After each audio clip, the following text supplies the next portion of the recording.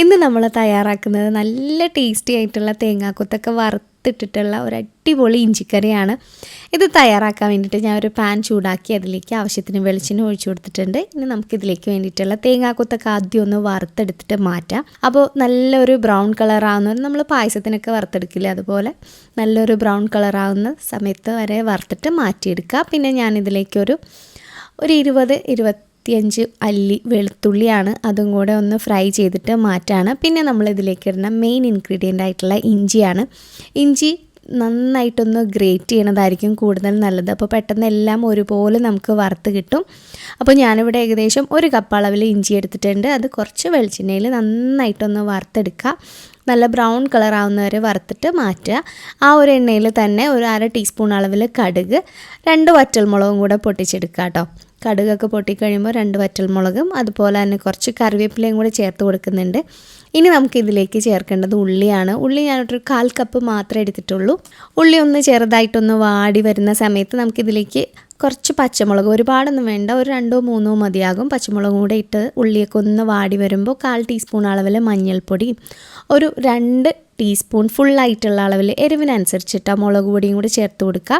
പിന്നെ ഞാനിവിടെ ഒരു പിഞ്ച് കായപ്പൊടിയാണ് ചേർത്തേക്കുന്നത്. ഒരുപാടൊന്നുമില്ല, വളരെ നുള്ളു മാത്രം.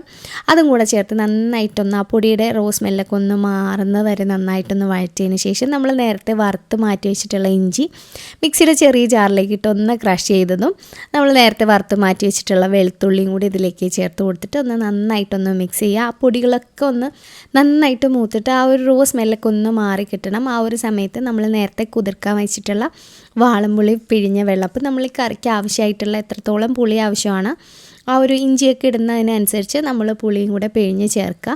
ഇനി പുളിവെള്ളത്തിൽ കിടന്നിട്ട് ഇത് നന്നായിട്ടൊന്ന് തിളക്കണമെങ്കിലാണ് ആ ഇഞ്ചിക്കുമൊക്കെ ഒന്ന് നല്ലൊരു പുളിയൊക്കെ പിടിക്കുകയുള്ളൂ. ഈ ഒരു സമയത്ത് ഞാൻ ഇതിലേക്ക് വേണ്ടിയിട്ടുള്ള ഉപ്പ് കൂടെ ചേർത്ത് കൊടുത്തിട്ടുണ്ട്. ഇതൊന്ന് തിളച്ച് വരട്ടെ കേട്ടോ. അപ്പോൾ തിളച്ച് വരുന്ന ഒരു സമയത്ത് നമുക്കിതിലേക്ക് വേണ്ടിയിട്ടുള്ള ശർക്കരയൊക്കെ ചേർത്ത് കൊടുക്കാം. അപ്പോൾ ഇത് നന്നായിട്ട് തിളക്കുമ്പോൾ തന്നെ അതിൽ പുളിയൊക്കെ കറക്റ്റ് പാകമായി ആ ഒരു പരിവാകുമ്പോൾ ഞാൻ ഇതിലേക്ക് കുറച്ചധികം ശർക്കര ഇട്ട് കൊടുക്കുന്നുണ്ട്. അപ്പോൾ എനിക്ക് കുറച്ചധികം മധുരം ഇഷ്ടമായതുകൊണ്ട് തന്നെ അങ്ങനെ ചെയ്തത്. അപ്പോൾ നിങ്ങൾക്ക് എത്രത്തോളം മധുരം അതിന് വേണോ ആ ഒരു രീതിയിൽ ചേർത്ത് കൊടുക്കുക. ശർക്കരയും കൂടി ഇട്ട് നന്നായിട്ട് ലോ ഫ്ലെയിമിലിട്ട് എണ്ണയൊക്കെ തെളിഞ്ഞ് വറ്റുന്നിടം വരെ ഒന്ന് കുക്ക് ചെയ്തെടുക്കുക. അപ്പോൾ ശരിക്കും കളറൊക്കെ നല്ല ഡാർക്കായിട്ട്, ഇപ്പോൾ നമ്മുടെ പുളിയും ആ ഒരു കളറായിരുന്നു, ശർക്കരയും ആ ഒരു കളറായതുകൊണ്ട് ഇഞ്ചിക്കറിക്കും നല്ലൊരു ബ്രൗൺ കളറിലാണ് കിട്ടിയേക്കുന്നത്. അപ്പോൾ നന്നായിട്ട് കുറുകി എണ്ണയൊക്കെ തെളിഞ്ഞ് നല്ല അടിപൊളിയായിട്ടാണ് ഇവിടെ കിട്ടിയിട്ടുള്ളത്. അപ്പോൾ നമുക്കിത് ഊണിനൊക്കെ ഉണ്ടെന്നുണ്ടെങ്കിൽ വേറെ പ്രത്യേകിച്ച് വലിയ കറികളൊന്നും വേണ്ട, കാരണം ഇതൊന്ന് തൊട്ട് കൂട്ടിയാൽ തന്നെ നല്ലൊരു ടേസ്റ്റിയാണ്. അപ്പോൾ തീർച്ചയായിട്ടും ഈ റെസിപ്പി ഒന്ന് ട്രൈ ചെയ്ത് നോക്കുക.